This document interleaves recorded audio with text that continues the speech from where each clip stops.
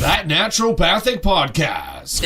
TNP. Hello there. Hi, and thanks for joining us. I'm Dr. Cara Denisio. And I'm Dr. David Miller, and we hear your frustrations. This show is for you. This show is for you if you're feeling like your current healthcare strategy is not getting to the root cause or the underlying reasons for your health. This show is for you if you've been told that you're fine, but you definitely don't feel very well. This show is for you if you're walking out of your doctor's office with 1, 2, 3, 4, or even 5 medications without any mention of diet, lifestyle, or a long-term game plan. This show is for you if you've got several specialists taking care of you, but no one is really putting it all together.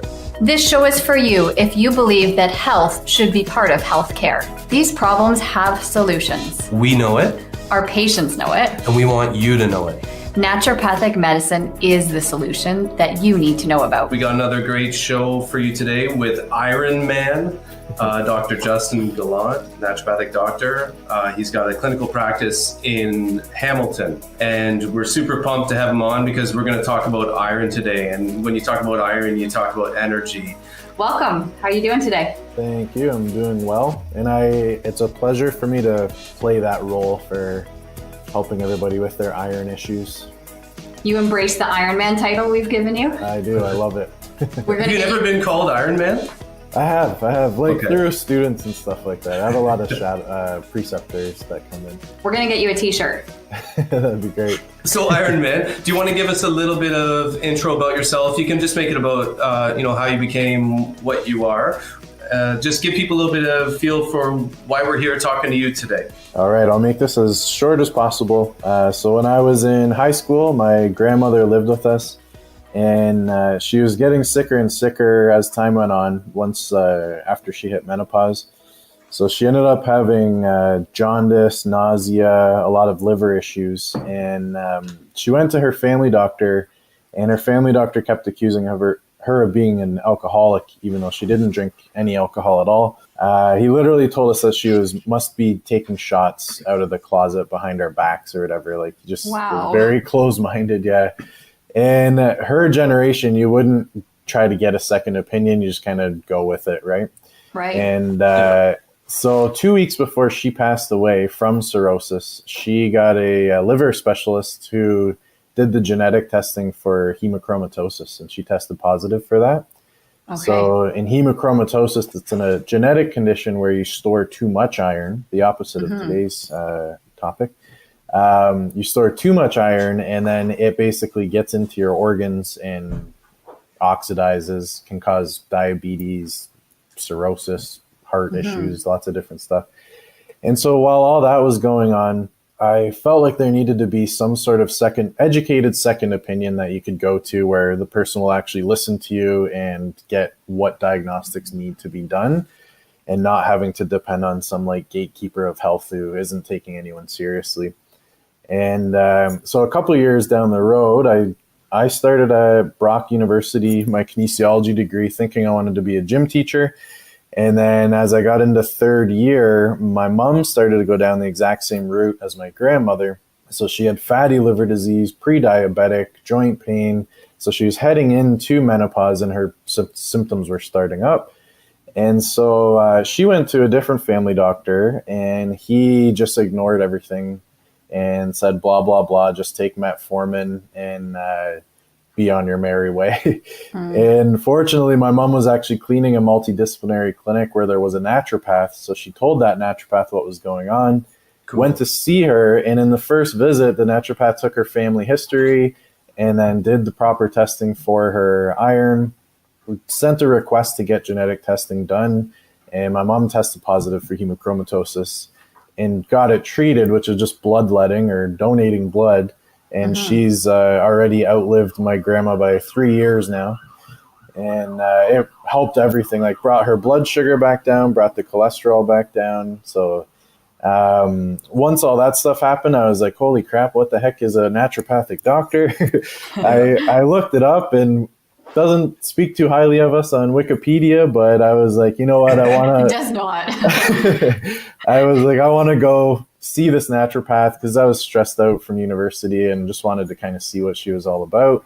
And she really helped me out with like nutrition and proper supplements. And And then I decided to take the plunge into CCNM and become a naturopathic doctor. And then in first year, I realized that I have hemochromatosis as well. So you're literally Ironman. I am full of iron. And I had been going to the head of family medicine at North York General, and she basically told me I was stressed and depressed, and that's what was causing my symptoms because I couldn't get out of bed. And it was like first year, we had anatomy, I think, every single morning, and I couldn't make it. And I believed her to a certain extent until we had a family dinner, and my uncle, who also has hemochromatosis, was saying that he can't run marathons if his iron's really high. And he said he had really bad joint pain and couldn't get out of bed. And so I was like, wait a minute, maybe I should get my iron tested. And I got an intern, or whatever we were called back then, intern, I think, at the RSNC attached to CCNM. And she tested my ferritin, and it was up, I think, like around 500. Wow. And so I went to my family doctor, and this is where I kind of learned a lot about tableside manner. I brought the results to her, and I said, I think I might have hemochromatosis. And then she said, well, I'll send you to a hematologist to get the genetic testing done. But there are other things that we have to rule out as well, given your symptoms and that ferritin is high. And I said, well, what's that? And she said, well, cancer. And so for that 3 months, I was waiting for a hematologist. I basically, Googled the crap out of it, thinking that I had cancer. And so I learned not to, throw strong diagnoses out there without having any evidence of, doing that. Mm-hmm. And then, I tested positive, and I went for my 13 phlebotomies in a row to get my iron levels down. And I've been feeling amazing since then. So it was like the Tin Man getting his oil or whatever. And there's a paradox there, interestingly enough, because one of your main symptom was fatigue, and that's also the main symptom of iron deficiency. That's right. And they say symptoms of an excess can mimic a deficiency, right? Mm-hmm. So so you got your energy back, which was probably required to get through the naturopathic medical degree and board exams. Invariably, you've probably, or I guess you see quite a few patients with various types of struggling with energy and iron. So who are the patients walking in your door? What's their story? The main things that I see coming in are chronic fatigue. They maybe had an iron deficiency in the past, but they're told that they don't have an iron deficiency anymore. And we'll get more into that, talking about the reference ranges. Mm-hmm. They usually have a lot of hair loss, no motivation to do anything. They feel cold all the time, low blood pressure, and they'll usually have started a lot of those symptoms after having a baby. Right. So I want to talk about maybe the difference between what you learned or knew about iron and anemia and hemochromatosis too. It's all iron. It's excess or deficiency. Mm-hmm. But I feel like only after 9 or 10 years of practice do I understand not absolutely, but better understand how critical iron is to so much more than what I learned in school. Yeah, for sure. I think one of the biggest flaws in schooling and on the Western medical side is that they think iron doesn't matter unless your hemoglobin is low. And that could be further from the truth. I just started treating, like, if I saw the symptoms of an iron deficiency and the ferritin was below an 80, I would treat it. And then I've been getting patients coming back over and over again, just like unbelievably surprised how much energy they had, and they didn't think they could ever have that much energy. And they thought they were just basically worn out from being a mom of a couple kids. Mm-hmm. And then once their energy levels come up, they're like, oh my God, I didn't realize I could have this much energy. So I don't know. I don't feel like it was emphasized enough in school. And I think that was more of a clinical experience type thing that has led us to be treating it a lot better than what the family doctors are doing. There's also a very low bar set for what conventionally is accepted as normal iron. Yeah, it's unbelievable. Like the ferritin reference range with Life Labs is 5 to 272, which is just crazy. And it's bounced around quite a bit. Like when I first started practicing, I think it was 30 to 330. But we have to understand that those reference ranges are just based on stats. They don't have anything to do with how you feel or how the people who got tested feel. It's just 95% of people fall within that range. But if you think 90% of that 95% are iron deficient, it's going to bring the reference range down a lot, right? Of course. So yeah, I try to get people to stay between 80 to 150, and usually that's when patients feel the best. And do you find your patients are coming to you after seeing a medical doctor? Definitely, yeah. They'll go to their family doctor, same type of thing. They'll be diagnosed with, say, depression because they're super tired and they have no motivation. And then I'll say, well, let's rule out any biochemical causes of, we'll call it depression or fatigue. And then boom, all of a sudden it comes back and their ferritin is at like a 20 or a 30. And then we get it up, and within a month, they're feeling like they have way more energy and they're not depressed. And we'll call it low motivation. Their motivation comes back up. Yeah. And are they coming in with ferritin testing being done by the doctor, or are you usually running the ferritin testing? Yeah, I'd say it's 50-50. I do get a lot who come in. I'll always ask them to bring a copy of their most recent blood work, or I'll do a release of records to get a copy of what was most recently done. And yeah, their family doctor will test it, and it'll be like, even I've seen it as low as like a 13, and no one said anything to them because it wasn't flagged low. Yeah, that's when I get often of patients saying, "Oh, my doctor said my iron's fine." Yeah. It's terrible. And when it's so critical to like motivation, you've brought this word up, motivation, a few times, and I see a link between like energy, biochemical energy, and psychological motivation. If we don't have these things, then you can't start change, because change takes energy and motivation. So I just see iron as so critical to further changes. Maybe can you comment how things change when you help someone with their iron? Does it lead to a progression of, now they want to fix this or that? Yeah, it definitely enables them to improve on so many different levels. Emotionally, if they're not feeling like they're depressed anymore, that's going to open them up to being able to start exercising again, which obviously we know is going to, cause a positive upward spiral. One really important thing too is that iron is important in the production of dopamine, which is a reward mechanism that has to do with motivation as well, right?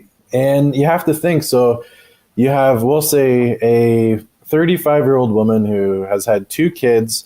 Her iron or her ferritin is at like a 13. She's got no motivation. She's feeling depressed, which on another side note, definitely has a lot to do with postpartum depression. No motivation to exercise. And then you have to think, if she does push herself to exercise, she's going to be spreading herself too thin because she doesn't have that iron in her system to be giving her that energy. So she's giving it everything she's got already and then some.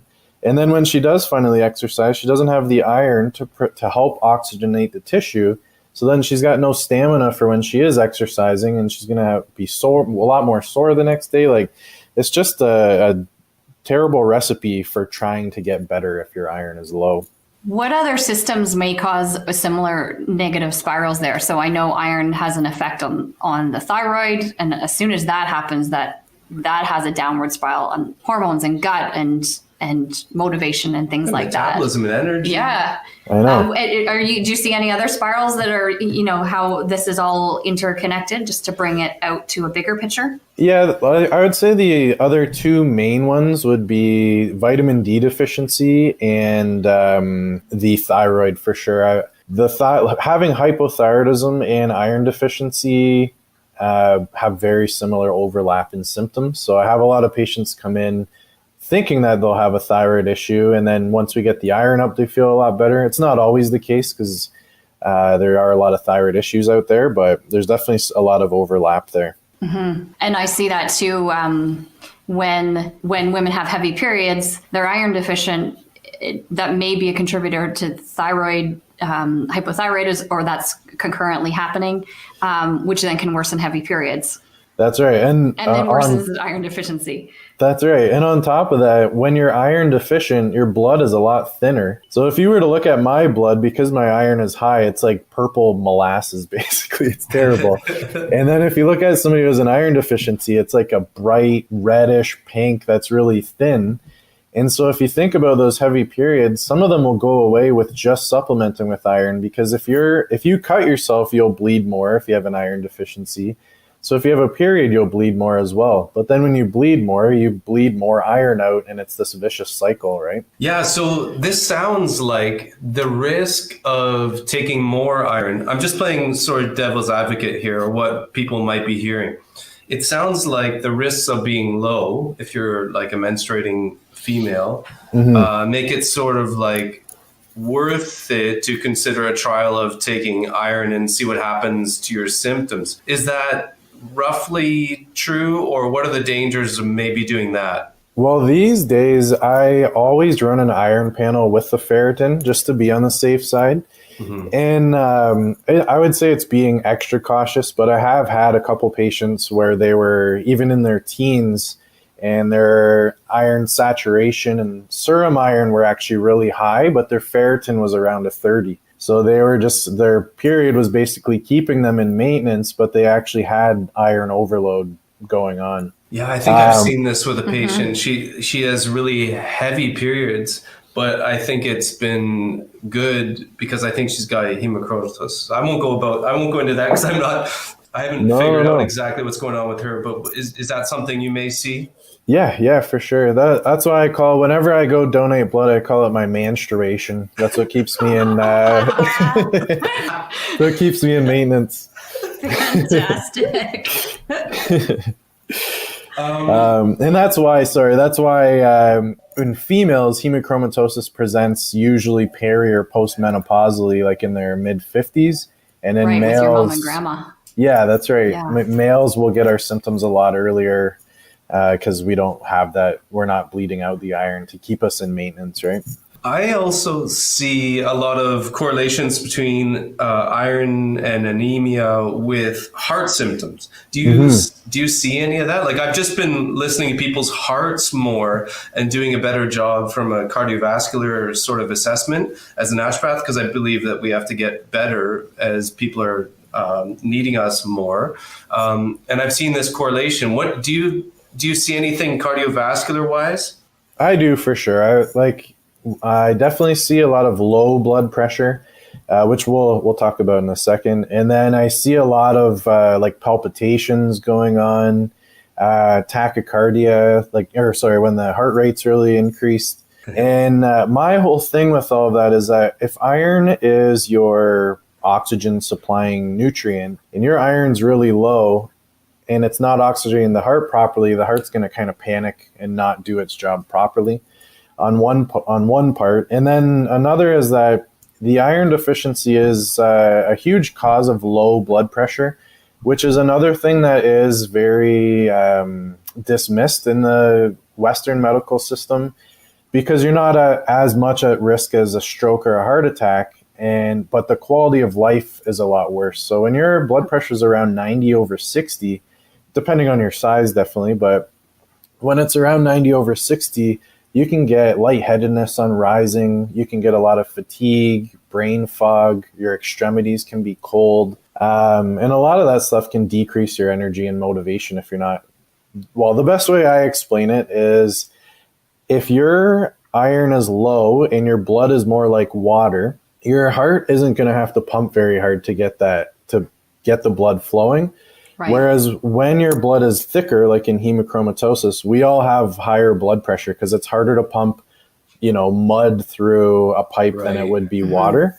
So then their blood pressure ends up dropping. And when the blood pressure drops too much, so you have to think like maybe 90/60, or if they're laying down for like 3 hours, it might drop down to like an 80/40.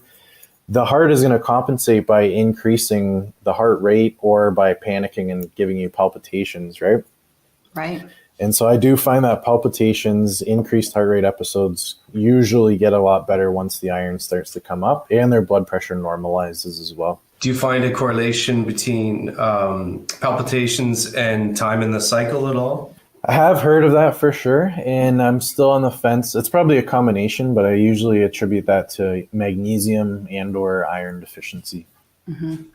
I see those heart symptoms too. I don't know if you see this is in kids where parents say, oh, Johnny has always been great at soccer or hockey, but we're noticing he's getting really short of breath on the ice all of a sudden.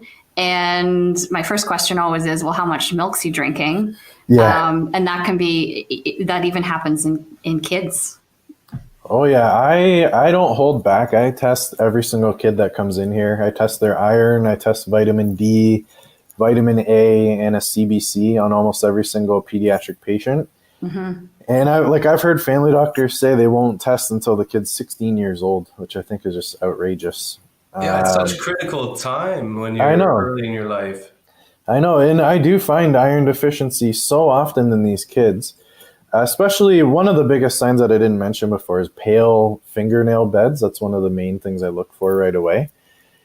And those kids are almost always really low in their iron saturation and the ferritin. And then they're like completely different kids once you start giving them iron. It's amazing. So we've talked about a few reasons, menstrual cycles in particular, and what some of the symptoms might be of low iron. Anything else that actually on the list that we might look for, or that our listeners might want to look out for, that are clues to an issue with their iron? You mean in terms of the menstrual cycle specifically, or iron? Just iron in general. I think you did mention hair loss, shortness of breath, the cardiovascular. Anything else that we've maybe not touched upon there? Chronic fatigue. I have quite a few chronic fatigue patients come in where that was all that it was low iron.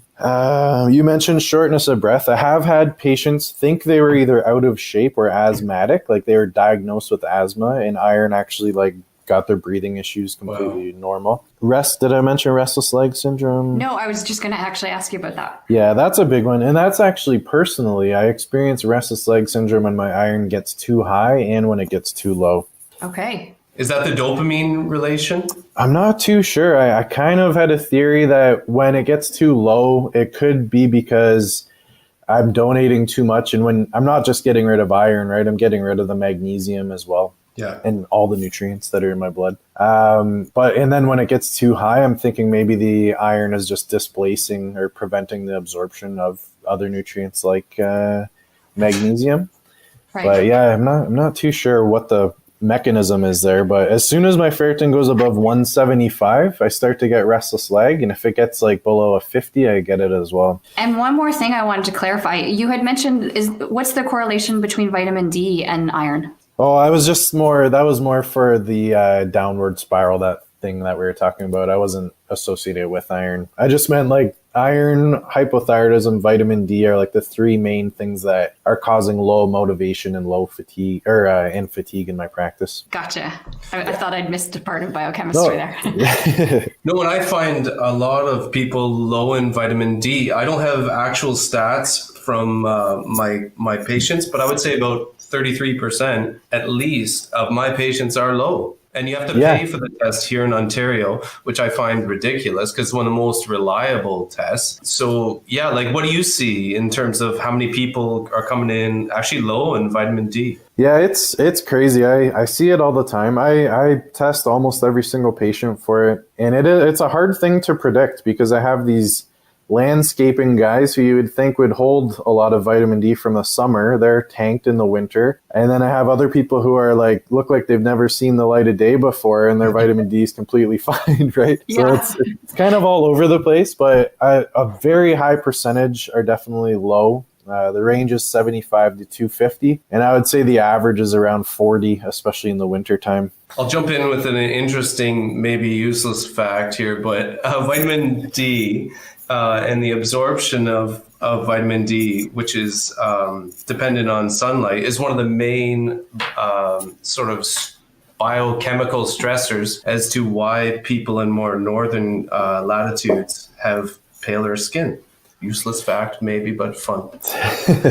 You know what I think is I think this is happening where I get a lot of patients who come over from either India or Africa where they have darker skin, and literally within like 2 months, I'll test their vitamin D and it's at like an 18. So I have a feeling there's some sort of like rebound vitamin D deficiency that happens when they come here anyways. Are there ethnic or just similarities with iron, that different populations for hemochromatosis or iron deficiency, more susceptibility?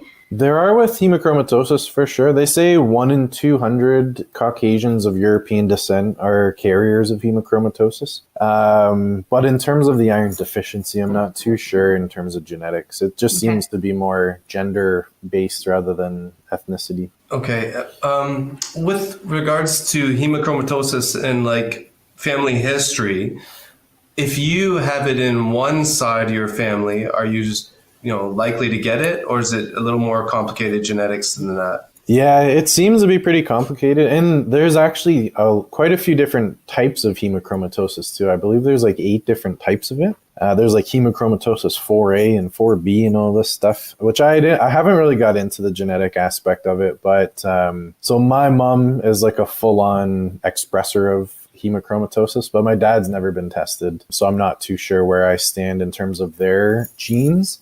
Mm-hmm. And then I believe I had one of the mutations. So if I had both, that I would load iron a lot more. Like I probably would have been in the thousands, but I just have one of the mutations. So I was in like the 500 range. But yeah, I'm not the strongest with the genetic aspect of all that stuff. It boggles my mind. And I'm just going to say something that maybe you haven't thought of, but maybe you have, is hemochromatosis a bit of adaptation to maybe anemia? Have you ever thought of like, why did the body even think of storing more iron? Yeah, they say it was due to like the Vikings, because if they lost a bunch of blood, the ones with hemochromatosis were the ones that lived through it, right? Because they were able to generate more after they got seriously wounded. Right. So you're actually a Viking Iron Man.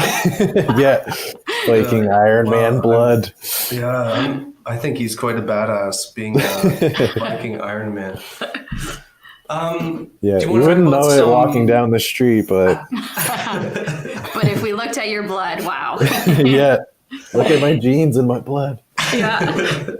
So we've talked about some susceptibilities of lower iron, mainly for us females. What are some other reasons why people's iron might be low? Like, what are some other things as you're doing your assessment and saying, okay, your iron's low? What are the, as naturopaths, our question is always, why? Yeah, what exactly. What are the whys that you see, and how do you dig further into those?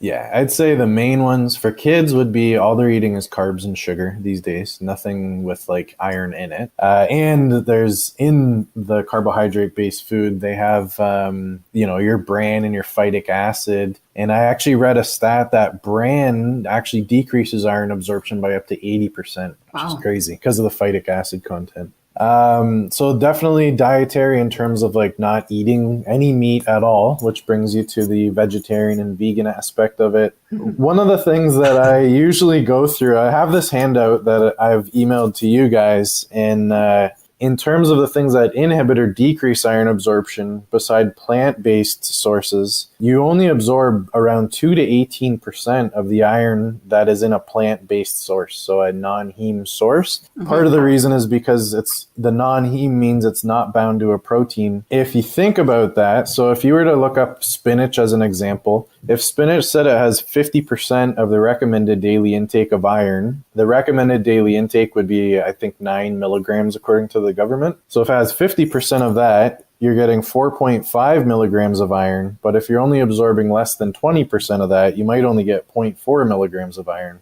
Right. You need about 30 milligrams in a day for maintenance, right? Whereas from the red meat or the animal-based sources, you're getting 50 to 80%. Because it's bound to a protein, which is going to get you to pump out the stomach acid to help break food down better and then therefore extract the iron out, rather than just being like roughage that's passing through, right? Right, and the assumption with these RDAs is that we have the exact same sort of ability to digest and assimilate nutrients, which is, we know, not true. Yeah, and it really depends on, like, they're assuming that you absorb 100% of what's in that bag or what's in that container, right? Mm-hmm. Which obviously is not going to happen. Do you see how, gut gangster here kicking in? Do you see any sort of influence of dysbiosis or nasty bugs in the guts and how it impacts iron? You know what, I clinically haven't, like, I do run a lot of the microbiology stool profile through doctors' data, but I haven't connected the specific gut bugs with an iron deficiency. With me, I feel like I've caught on to more the food sensitivity type stuff. Like, I've had patients taking loads of iron, and as their iron's not budging at all, and then once they stop consuming wheat or dairy, then all of a sudden they start absorbing it. There's that, and then correcting hypothyroidism tends to be huge, and I think that is more based on the gut as well, because everything slows down in hypothyroidism, including your digestive system, right? Right. But yeah, specifically with I'm sure there's tons of stuff with that, like with the parasites and different types of bad bacteria in the gut. There's got to be a connection as well. Yeah, because they all use it. Like nature exactly, doesn't yeah. waste anything, so bugs use iron too. No, I was just gonna say that's one of the reasons why when my hemochromatosis was full blown, I was getting sick all the time, because bacteria thrive in an iron-rich environment, right? Right. They do. Mm-hmm. And just to finish off the maybe a discussion of iron in the gut is even just going more simply into stomach acid. Yeah. The stomach acid is a big one. So I find a lot of hypothyroid patients get low stomach acid. Zinc deficiency can cause a stomach acid deficiency or hypochlorhydria as well. Mm-hmm. And then just our society in general, like we're all, not all of us, but most of us are stuck in fight or flight mode, not in rest and digest mode. So, we're all jacked up on caffeine, stressed out, anxious, and then putting food into our digestive system. Like we're not going to be pumping out stomach acid in that state, right? Mm-hmm. Okay, so what other things in our diet would inhibit iron? So I think we've alluded to a couple, like maybe calcium or milk. Anything else that we want to look out for in the diet, especially at the same time or concurrently of taking an iron supplement? Yeah, for sure. There's black coffee and black tea. So the tannic acid in those decrease our iron absorption big time. That was one of my instructions when I was being treated when my iron was really high, was to just try to consume as much black coffee or black tea as possible, which helped out when I was trying to get through CCNM. I didn't even think of that. I took my iron supplement this morning and then picked up a Starbucks for Dave and I for this morning. So that probably wasn't so effective. Well, they say as soon as you add anything with protein into the black coffee or black tea, the tannic acid binds to that protein rather than the protein in your intestines, right? So cool. You'll be fine if it's a mocha choco latte or whatever the heck they are. Well, I've wondered about that because I don't tolerate green tea. I want to, but I don't. Or tea, even black tea. And I think the tannins are really irritating to my stomach mucosa, but if I put a bit of like organic dairy in there, it must bind them and sort of inactivate them, and then I can tolerate the tea. Yeah, it makes a lot of sense. One thing this is kind of an aside, but I always tell patients to try to get tea from somewhere other than China and Japan. Just because if you think about all of the pollution or radiation in the soil and the air, and then it's getting into the leaves and then we're steeping it, and then drinking the residue, basically, right? You're basically hot water extracting. That's right. So they'll say green tea experts or green tea connoisseurs will steep it and then scoop the top half off and then drink it. But I try to get people to get it from like Costa Rica or Sri Lanka, like go to the international section of their grocery store or whatever. But then other things that will decrease the iron absorption. One really important one that I see all the time is curcumin or turmeric. That's another one that there's tons of research on that being used as a alternative to phlebotomies or giving blood in hemochromatosis. Yeah, because it has such a iron lowering effect. And Which I have I seen can that see some clinically. problems there, right? Because you have a patient come in, or say somebody says, "Hey, I've got lots of joint pain here," and they're taking curcumin, and we're not addressing the iron. Yeah. I literally just saw that last week in my practice. Really? Yeah. Yeah, it's like one of the most common supplements I see people come in with is curcumin. Yeah, and you never know, like people on that long term, that could be creating an iron deficiency as well, right? So, Yeah. which you don't want to be doing in elderly patients who have lots of joint pain because they're already getting iron deficient sometimes, right? There's a segue into the homeopathic approach, which maybe not everyone will be into, but I'm sort of partial to using homeopathy in an intelligent way. You mentioned that maybe you use a remedy once in a while. Do you want to talk just briefly about it? Yeah. I'm not the strongest in homeopathy, but the thing that got me on this remedy, which is ferrum phos, was my intern when I was at RSNC being treated for hemochromatosis put me on ferrum phos, thinking that like cures like, and my ferritin and iron saturation went super high. So I started thinking maybe that'll help with somebody who's iron deficient. And it has helped in a couple cases where I gave iron and the saturation, serum iron, and the ferritin didn't budge for like a couple months. So yeah, ferrum phos was able to bring those people up a little bit, which is kind of cool. But like I said, I don't use ferrum phos very often because as you said, you have to use it intelligently, and I'm not invested enough in the homeopathy to use it intelligently, I would say. I think you're doing the right thing there. Like I'm really into homeopathy, but I kind of see it as like a software approach, and we still need hardware. And so if you don't have the hardware of like actual iron molecules, ferrum phos, the sort of software upgrade that makes the body maybe absorb it better, it doesn't give you the hardware. So that's sort of how I see the use of homeopathy as a sort of software upgrade. Yeah, it makes a lot of sense. So Justin, maybe what I'd love to go over now is, say we've done the assessment, we realize, okay, you are iron deficient. And obviously as naturopaths with our patients, we're working at the underlying causes in the background, whether that's, heavy periods or things in the diet. Or working on gut health. But, you have a patient sitting in front of you and you say, okay, we need to give you iron. Can you just walk us through iron supplements, how to take them, dosages, some of the common side effects? Let's get like a good overview of how to supplement with iron correctly. For sure. So one of the most common things I hear as soon as I bring iron up is that they'll say, oh, I'd rather be iron deficient or I'd rather be anemic than take an iron supplement. Yeah. And that is because usually the iron supplements in the pharmacy are in the form of ferrous fumarate or ferrous gluconate, which are very harsh on the digestive system. And they tend to cause constipation, abdominal cramping, just abdominal or digestive discomfort in general. So usually I'll recommend patients take an iron bisglycinate. I still don't know how to pronounce it properly, if it's iron bisglycinate or bisglycinate or what. I go with glycinate, but glycinate. Yeah, I know everybody says something different, but either way. And usually about 30 milligrams a day of that, combined with at least 1,000 milligrams of vitamin C at the same time, because vitamin C can increase your iron absorption by, I believe it's up to 80% as well. Mm-hmm. And so I always get people to combine those. If they get an iron bisglycinate that has vitamin C already in it, usually it's not quite enough. They'll throw like maybe 45 milligrams in there, but I don't think that's going to do much.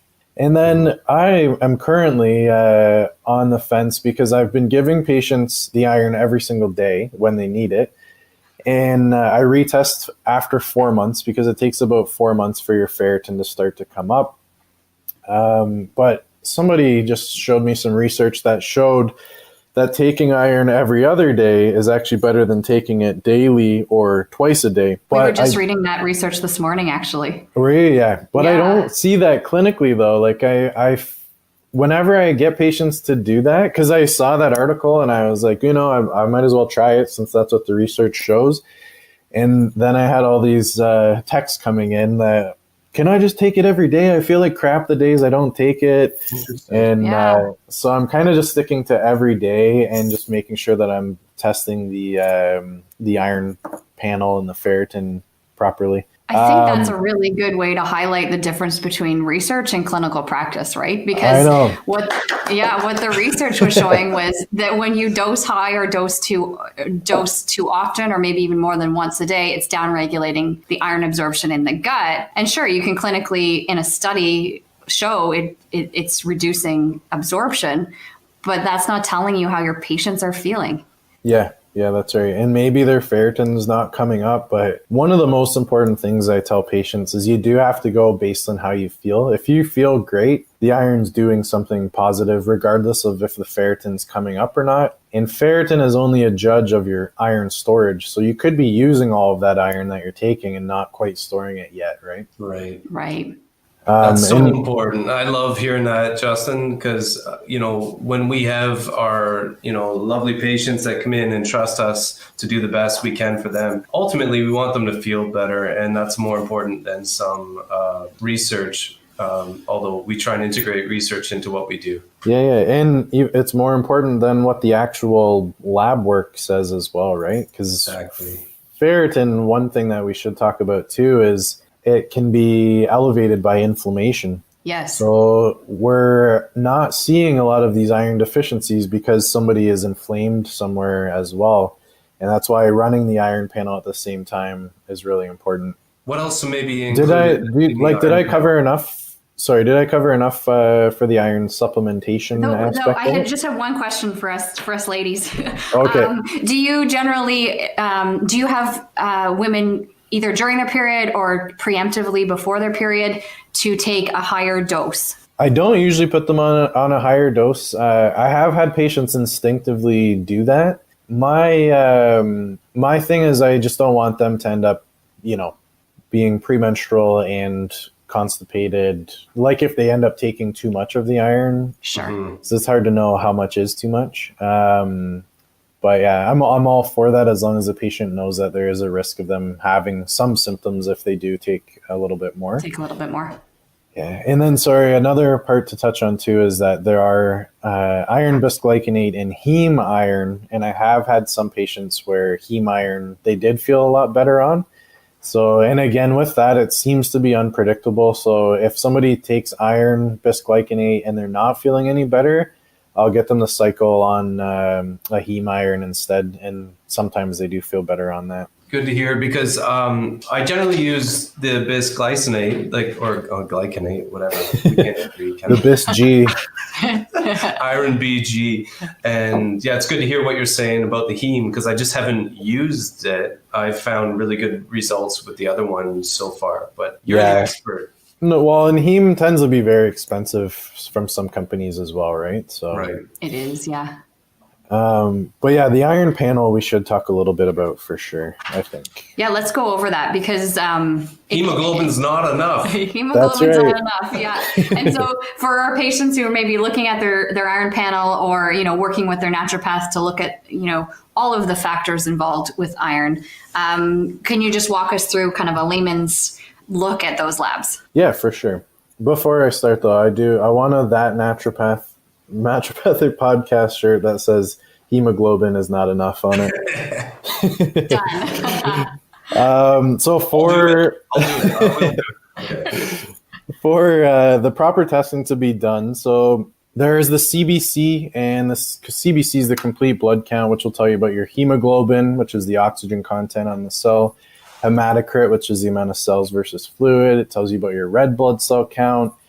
And usually if those three are low, then your doctor will take you seriously. But clinically, those can be completely normal and you'll still benefit from iron. And I find that more often than not, where the CBC looks completely fine, but their iron's really low and they benefit from taking it. And there's a lot of factors that can kind of screw up the CBC. Like if you're dehydrated, it'll falsely bring all those numbers up as well. There's a bunch of different things. Right. So there's the CBC, there's the ferritin, which is your iron storage. So it's like a 4-month predictor of your iron storage, which, like I said, is false. Well, I shouldn't say falsely, but it's elevated by inflammation. So if you have joint pain or you have Crohn's disease or any type of inflammatory condition, your ferritin could be up at like 110, but that's why it's important to run the iron panel, which tells you your serum iron, so how much iron is in your blood within that 24 hours. It tells you your iron saturation, which is how saturated your red blood cells are with iron or with transferrin, which is the next test. Transferrin is a protein that brings iron around the bloodstream. One side note with that is that transferrin is a protein, and I have seen that low in patients who aren't eating enough protein as well. So it's hard to derive transferrin. Vegans and vegetarians. Yeah, that's right. Yeah. And so once I up their protein, usually they start absorbing the iron. They are bringing in better, which won't happen with an iron supplement because the iron supplement doesn't have protein in it, right? Right. And then there's the iron binding capacity is another important one. So if the binding capacity is, medium level to high, that means you can your body will accept a lot more iron. But if your binding capacity is low, you probably shouldn't be taking iron because it's not going to bind anymore, right? Is that TIBC? Yeah, that's right. Total iron binding capacity. So I bet this looks a lot different than most people's standard blood tests. What do you mean? I mean, you ordering this, it's probably more comprehensive than what they've got from their medical doctor. Oh, for sure, yeah. They like medical doctors. I don't think I've ever seen them test the iron panel before. So yeah, and nowadays I always run an iron panel and ferritin. I never run ferritin on its own because there are so many times where I would send them back to get the iron panel tested as a follow-up test. So I just test them both together, and that's not like outrageously priced or anything. Yeah, they're pretty reasonable. Yeah. So yeah, I go based on the iron panel and a combination of that and the ferritin for sure. So actually that just brings up, what would you suggest to our patients for, they've got maybe a naturopath or maybe not, they're maybe working with their medical doctor. How does that all work for you? Are you referring back to MDs often or how's that kind of circle of care looking like? I only refer back to the family doctor if it's a non-menstruating female. So if it's like a postmenopausal female or a male, right. Mainly just to rule out GI bleeding, like gastrointestinal bleeding, colon cancer, that type of stuff. Right. So you're seeing low iron in people that really shouldn't have exactly. low iron? Yeah. And then the rest of it though, I try not to depend too much on the family doctors. So that's why I run all my own blood work. I just send them directly to Life Labs instead of going through the family doctor and begging them to do it. It doesn't make sense to me. Mm-hmm. I think we all start out as naturopaths wanting to do that, but then you just run into the realities of sometimes it's just easier to send them for the do it once, do it right sort of blood test. Yeah, it's so much quicker and I don't know. I think it really is a good thing just to send them. It comes right to our computer. They don't have to make an appointment with their family doctor twice, like to get the rec and to get the results back. So it saves a lot of time for them. Mm-hmm. So Justin, what would you say, in all the patients you work with and your personal experience, can you think of, a theme or a takeaway for our listeners when it comes to iron and energy? Hemoglobin is not enough. T-shirts for sale. I would say the most important thing is make sure you're not make sure you're not being judged based on the typical reference ranges, because a lot of cases are being misdiagnosed as fatigue and depression when they could just be taking an iron supplement. And I would also say on top of that, don't just take iron, get it tested first because you never know. And if your iron is completely fine, which happens quite a bit, then you have to look at other avenues of what could be causing your fatigue and lack of motivation and all that type of stuff. Yeah, it's a theme that runs through all our ND guests, and what we do is we ask why. Yeah, that's right. You got to ask why, and there's so many different possible causes. Like iron could be contributing, and somebody could feel 50% better, and which is amazing. But then it could also be like, burnout or vitamin D deficiency or the thyroid. Like there's so many different pieces of the puzzle, right? Awesome. I learned a ton. Yeah, I have to assimilate that knowledge today, because there was great clinical insight, both for us as clinicians and for our listeners. Well, thank you. I appreciate that. Hopefully it helps a lot of people discover their iron deficiency if they actually have one, because it's a terrible way to live your life when your iron's that low. Oh yeah, one thing I wanted to add was when my ferritin got down to a 35 because I did too many phlebotomies, people were asking me if I was like terminally ill at school. And so I always can empathize with patients who come in and their ferritin's at like a 30. I always tell them like, when I was at that point, people thought I was literally terminally ill. So I feel for you right now. You've experienced both ends of the That's spectrum. Right. It's it's such a silver lining to you having to deal with this, is that you've been able to be like the patient and then have such insight into iron, and that's why you're Ironman. That's right. Again, thanks so much, Doc, for coming on the show and sharing your wisdom. We can't tell you how much we appreciate it. And I can't tell you how important iron is and how much it's going to help people who are listening. Yeah, well, my pleasure. I appreciate you guys having me on. Thanks so much. We'll make sure we link to how to find you and some of those resources that you had mentioned. All right. Sounds great. Have an awesome day. You too. Thanks, Okay. Ironman. See you guys.